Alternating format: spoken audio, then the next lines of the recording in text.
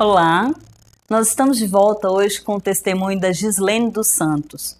Gislene, você contou pra gente que aí depois da cura veio de novo o diagnóstico de que a doença tinha voltado, dessa vez na cabeça, né? 7 massas de tumor, que não era nem possível que o Gabriel estivesse andando, brincando, falando do jeito que estava, né?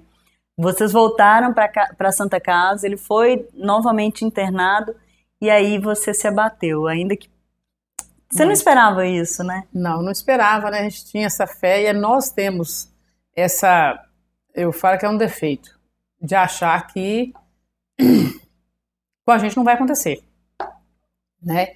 E tudo tinha ido bem, né? Por muita luta que a gente tivesse passado, eu falei, graças a Deus superou. Só que eu não imaginava passar de novo o que eu tinha passado. Eu falei, não vou suportar viver tudo novamente, ver ele sofrer novamente. Porque o tratamento é muito sofrido, né? Muitas veias furadas, muitas perdidas. Em um mês ele tomou mais de 125 injeções. Meu Deus. Então, assim, é muito triste, é muito sofrido, né? Você ter que conviver com tudo de novo. Eu comecei a imaginar aquilo ali. E ele falou comigo, Gislene, e logo após a cirurgia que o Gabriel vai fazer, ele não vai andar, ele não vai mover as mãos. Aí eu falei, então eu vou sofrer pior do que o primeiro tratamento. Eu coloquei aqui na minha mente e comecei a sofrer muito, né? Me abati mesmo. Comecei a questionar por que Deus tinha permitido a doença voltar, se tanto que ele podia ter curado e não ter voltado mais. E meu esposo começou a afirmar, levar a sério as coisas do Senhor, depois que Gabriel começou o segundo tratamento. Então eu creio, gente, eu quero deixar isso aqui, né? Que tudo na nossa vida tem um propósito, né? Verdade. Então, se você serve a Deus, serve de forma correta, seja fiel em qualquer área. Não é só ir para a igreja, não é só orar em casa, é um conjunto de medidas, de cuidados que o cristão tem que ter. E eu fui aprender isso lá dentro. Então, meu marido é um homem, graças a Deus, né, é honesto, mas não basta só ser honesto, né? Servir a Deus é ir para a igreja, é congregar, alimentar seu espírito, é ser dizimista fiel, ofertante, é você colocar no seu coração amor. Primeira coisa, o amor é um dom, né, que infelizmente é um dom raro, que não se vê hoje mais. Então, são qualidades que o Senhor busca em nós. E muitas das vezes a gente não deixa isso aí entrar no nosso coração, começamos a envolver com outras coisas lá fora. Então, no segundo tratamento do Gabriel, começou ali mais 25 sessões de radioterapia, várias sessões de quimioterapia de novo. O Gabriel começou a me questionar sobre o cabelinho. E eu orando, mais próximo do Senhor eu ficava. E que você vai reconhecendo que não adianta você se rebelar contra Deus. Ele é o criador de tudo, né, da vida, da morte, do bem e do mal, ele é o criador de tudo. Então, se não rebelarmos contra ele, ou se largarmos a presença dele por uma prova ou outra, a tendência é piorar, né? Não vai adiantar, não vai trazer resposta, e isso quando a bênção não está tão perto, né? E às vezes a pessoa desiste sem saber que a bênção já está perto. Verdade. Então, isso faz a gente, sim, perder esse vínculo com Deus. Eu creio, se eu tivesse desistido da obra do Senhor, de servir a ele, por raiva, né, do que aconteceu com o Gabriel, eu não estaria aqui hoje para contar. E olha que isso aqui é promessa de Deus na minha vida, tá? Tem uma irmã abençoada, ela há 3 anos atrás, ela me falou que eu estaria aqui contando esse testemunho. E eu ainda comentei com ela, falei, não tem nada a ver comigo o que você falou. Ela falou, tem, e daqui a um tempo você vai entender. Né? E hoje eu pude lembrar com o convite que você me fez. Eu creio que você está sendo um instrumento, um canal de bênçãos, né, na mão do Senhor para a minha vida, para o meu ministério.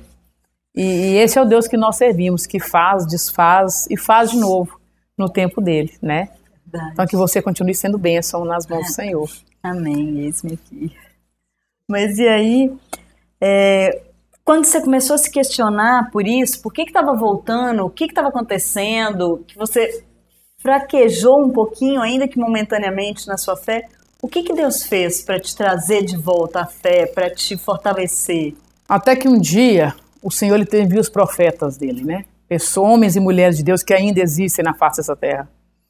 E com a graça do Senhor eu estava num culto e nesse culto Deus usou o pastor para me falar por que tanta aflição na alma, que eu estava nas mãos dele, que tudo que eu estava vivendo era permissão dele e que independente do final ele ia me honrar nessa caminhada, que ele era comigo. E ele começou a me falar aquilo ali. E eu comecei a parar e pensar, falei, meu Deus, realmente o Senhor é comigo. Então só vai acontecer aquilo que Deus permitir. Né? Não vai acontecer nada fora do propósito dele, a não ser do nosso propósito. A gente tem um plano, mas Deus já tem um preparado, a gente quer fazer um em cima dos planos dele, né? Então eu não tinha plano perder o Gabriel, eu não tinha plano passar por aquilo e tudo, né? Mas o Senhor já vinha planejando, né? Estava nos planos dele, e o Gabriel não ficar permanecer com a gente aqui. E eu toda a vida achava que meu ministério ia ser com ele, né? Que a cura dele é que ia ser curado e ele ia estar comigo nos testemunhos, andar. Ele gostava muito de louvar nas igrejas. Então, quando ele foi para a cadeira de roda, mais na frente, né? Ele ficava me questionando. Ele falou, mas como que eu vou lá na frente cantar? Agora eu tô de cadeira. Eu falei, não tem nada a ver, você pode ir na cadeira. Escola dominical. Gabriel não gostava de perder a escola dominical. Brigava quando eu ia, não acordava, ele estava dormindo, eu com dó de chamá-lo. E ele questionava, por que você não me chamou? Então hoje tem tanta gente que deixa de servir a Deus, de ir para a escola dominical, de ir para o culto, por causa do jogo, por causa de coisinha boba. Tem carro em casa, que nós já passamos por isso, meu esposo com carro dentro de casa, mas não ia para o culto. E Gabriel cobrava aquilo ali. Então eu creio que Deus usou muito a vida dessa criança para nos chamar a atenção, para nos mostrar, né, a realidade de como servir a Deus. E quando você retomou a sua fé, Gislene, isso não fez com que as coisas ficassem mais fáceis, né? O tratamento do Gabriel não ficou mais fácil só porque você tinha fé, mas ficou mais fácil entender e suportar tudo aquilo. Ficou mais leve o fardo, né? Eu digo assim, ficou mais leve, porque eu passei a orar mais, aí eu passei a orar, passei a jejuar, me fortalecer espiritualmente, porque o câncer é uma doença espiritual também. Vou te contar o porquê que é espiritual. Eu estava uma certa noite no Santa Casa, Gabriel tinha feito muito xixi, eu fui trocar a cama dele, e quando eu entrei no banheiro, eu não acendi a luz para não acordar os meninos dormindo, né? Fui de ponte de pé, e eu senti uma presença muito ruim no quarto do hospital. Aí eu puxei o hamper para não querer olhar dentro do banheiro, joguei o lençol dentro do banheiro. Quando eu joguei assim, travou minhas costas, deu um peso, meu estômago embrulhou, me deu uma sensação muito ruim. E eu não consegui me mover na porta do quarto. Aí quando eu parei assim, tinha um demônio atrás do hamper. Eu vi a olho nu. Eu fechei os olhos na hora para me não ver. E comecei a clamar o sangue de Jesus sem poder, em pensamento, com o olho fechado. E eu comecei a clamar aquilo ali, e eu ouvia ele falando com uma voz grossona, horrorosa. Que na mesma noite eu falei com o Senhor, tira isso da minha mente, porque eu comecei a ficar com muito medo lá dentro. E ele falava da seguinte forma, essa doença é minha. E tem um aqui que é meu e eu vou levá-lo. Eu pensei, não pode, só tem criança. Criança não entendia. É inocente, e eu comecei a buscar aquilo ali, eu custei sair da porta do banheiro. Eu passei mal essa noite. E ele é todo manchado de rosto, todo ferido, seco, seco, seco mesmo. Até horroroso. Aí eu fechei os olhos e com muita dificuldade eu cheguei na minha cama. Aí cheguei lá, comecei a orar muito, chorar, me deu uma crise de choro, eu orando, orando. E o Senhor me levou naquela palavra onde Jesus foi tentado 40 dias e 40 noites. Né? E, então, se era ali que acontecesse comigo, o diabo ia afrontar minha fé ali dentro. Aí eu levantei em oração. Comecei a orar e clamar. Naquela mesma noite, 6 horas da manhã, faleceu uma criança de 11 anos. Estava na outra ala. Aí eu fui entender. Os pais são espíritas, a criança era consagrada. E a Bíblia nos fala, né, que até 8 anos de idade, após 8 anos, né, a criança responde. Então a criança era consagrada num centro de Umbanda. Aí eu fui entender o porquê que ele falou. Tem um aqui que é meu e eu vim buscar. 6 horas da manhã aquela criança partiu. Aí eu vi o sofrimento muito grande daquela menina. Ela mora aqui em Sete Lagoas, essa menina. E eu fui vendo o sofrimento, eu falei, meu Deus, então era por isso. Então o câncer, eu creio que ele é uma doença espiritual. Por quê? Tudo que não existe cura para a medicina é espiritual, é só para Deus. Então se é só Deus que cura, que o câncer é só Deus. Não existe. O médico falou comigo, quando ele viu que não tinha jeito para Gabriel, ele falou para mim a seguinte forma, ele falou, Gislene, quimioterapia ameniza. Quimioterapia não cura câncer. E foi um médico, assim, conhecido e renomado que falou isso comigo. Ela ameniza, evita o tumor crescer, evita causar muita dor. Só que ao mesmo tempo que ela ameniza, ela maltrata o paciente. Cura é só Deus. Cura mesmo. Cura, né? Então, no caso. Então, quem recebeu a cura de uma doença, não seja só o câncer, né? De uma enfermidade, é saber agradecer a Deus. Sim. Porque é a oportunidade que ele dá, né, para aquela pessoa. Eu vi muitas pessoas da curada, jovens, né, passam pelo mesmo problema e bem, hoje, né? Gabriel seguiu o segundo tratamento novamente, ficou bem, muito bem por 6 meses. Teve alta. Teve alta do segundo tratamento, ficou bem. Gabriel andou, a medicina achou que não ia andar e nem mexer as mãos. Gabriel, com 1 semana, a equipe médica voltou no quarto, pediu para colocar ele de pé, ele ficou de pé, ele andou o quarto todo. Eles ficaram assim maravilhados quando viram aquilo acontecer. Então Deus estava no controle da situação o tempo todo. O tempo todo Deus estava no controle, né? E eu pude ver aquilo ali, isso começou a me preencher, eu fui amadurecendo. Eu falei, gente, por que tanto medo que a gente tem? Só vai acontecer se Deus quisesse. Pela medicina, Gabriel não ia andar. Mas é ordem do Senhor que ele ande ainda. Então não vai acontecer. Eu comecei a fortalecer minha fé, né? E foi passando, Gabriel teve alta de novo, né? Foram 6 meses em casa, indo no hospital só de 15 em 15 dias. Só para manutenção. Por ter voltado, né? Ia de 15 em 15 dias, fazia exame de sangue para ver como que estava. E tudo estava bem, até então. Aí precisou tomar um remédio. Por sinal, muito caro na época. 2 pessoas aqui nos abençoaram com esse remédio. E a gente teria que fazer um almoço beneficente para comprar novamente esses remédios. Até que Gabriel sentiu uma dor de cabeça esse dia. Sentiu uma dor de cabeça. Foi até no dia do almoço, né? Isso. E ele me pediu um chinelinho, eu comprei um chinelinho para ele. E quando eu cheguei em casa que ele calçou esse chinelo, o dedinho não mexia. Eu falei, calça o chinelo. Ele falou, mas não mexe aqui. Aí eu observei, falei, meu Deus, dor na cabeça. E o dedo não tá mexendo. O que tá na cabeça ou tá na coluna? Eu pensei na hora, né? Que a gente vai convivendo, você vai aprendendo muita coisa. Você tá ali dentro do hospital o tempo todo, né? Aí eu liguei pro Santa Casa novamente, liguei pro médico, ele falou, traz o Gabriel de novo, vou internar e fazer uma tomografia, uma ressonância pra gente ver o que tá acontecendo.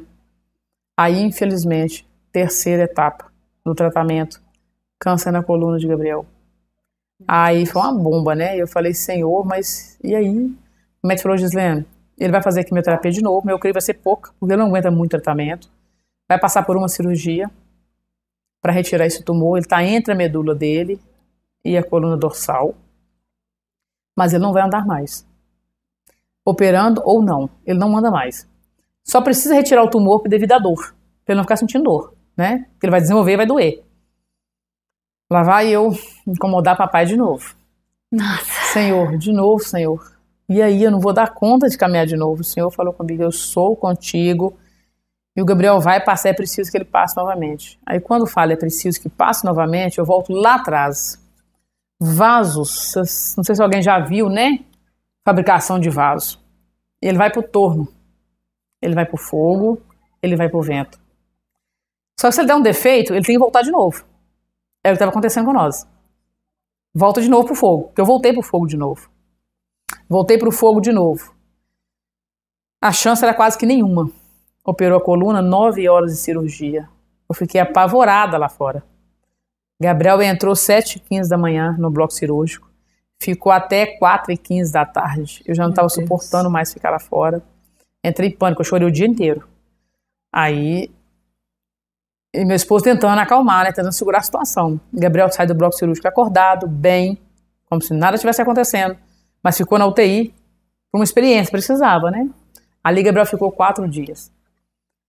Deus para conformar, para comprovar para mim, né? Que às vezes a gente é tão incrédulo que a gente precisa. Deus não tem precisão de comprovar nada para ninguém. Não tem que explicar nada para gente. Mas a misericórdia dele é muito grande e ele quer nos confortar. Eu senti isso. Gabriel acorda 4 dias depois e me fala que tinha recebido a visita de Jesus na UCTI. Falou comigo, mamãe, ele pôs um foguinho pequenininho aqui, ó.